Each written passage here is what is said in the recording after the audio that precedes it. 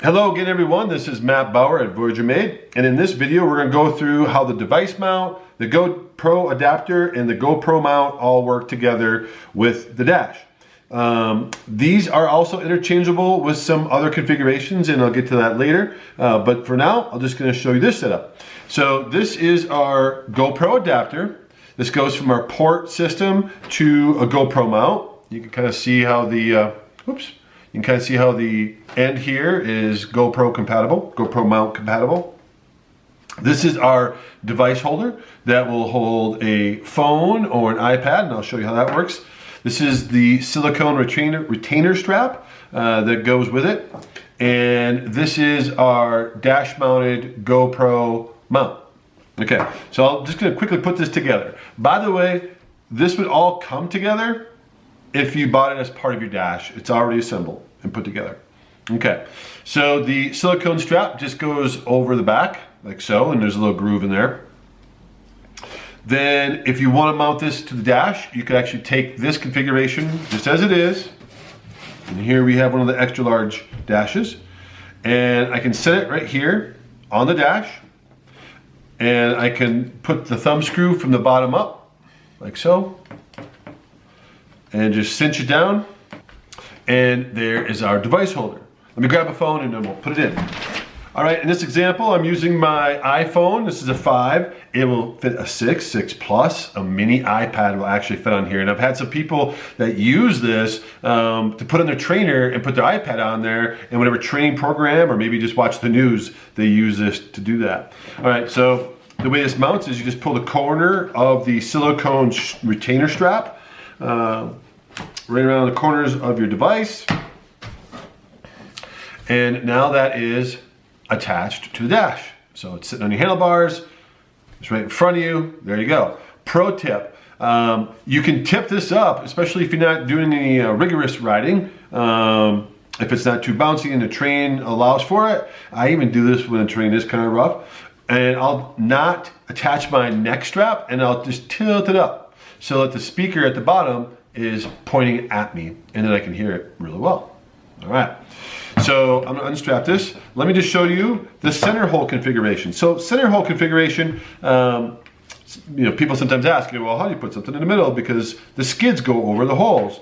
Well, the skids do go over the holes. So here is the slide, and here's the skid. It's gonna go over top of the holes, but we have recessed the holes so that it can fit this M5 bolt right here.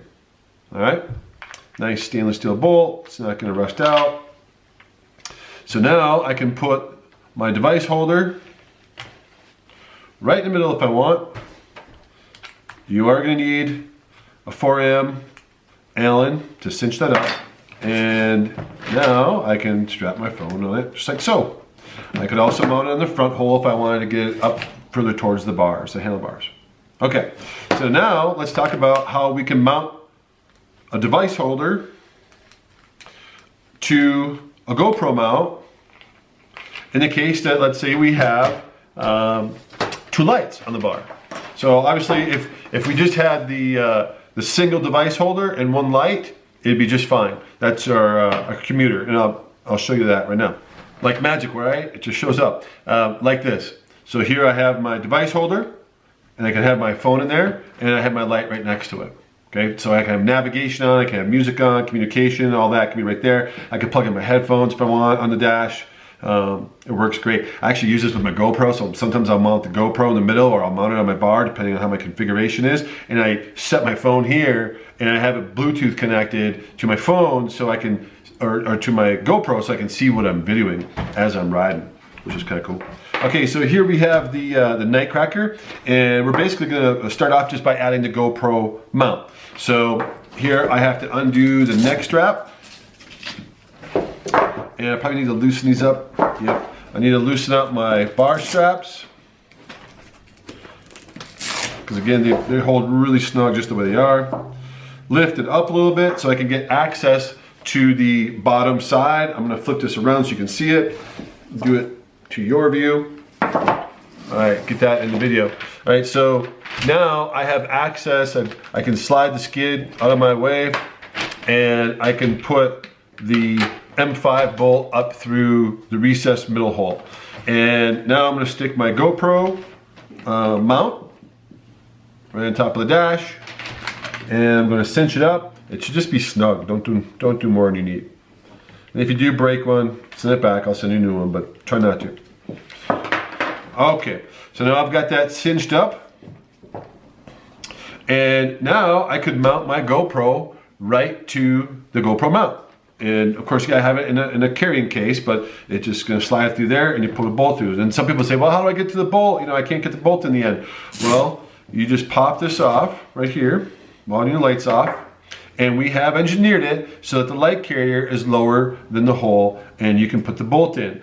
You can't use a regular GoPro bolt if you have two lights on, because it sticks out too far. So then you're gonna use the M5 bolt, and there'll be extras for you, so you'll have enough. And I'm gonna tighten it up. Again, don't over tighten them. You can break GoPro mounts if you over tighten them, especially since these aren't thumb. These will be tool tightened, okay?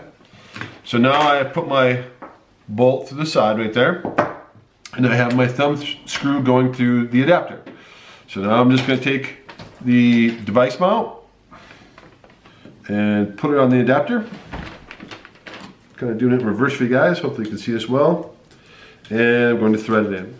Now chances are you're going to have this all put together first, and then you're just going to mount the GoPro mount right to the dash with everything connected. It makes it a little bit easier, but you know, honestly, it's not that bad.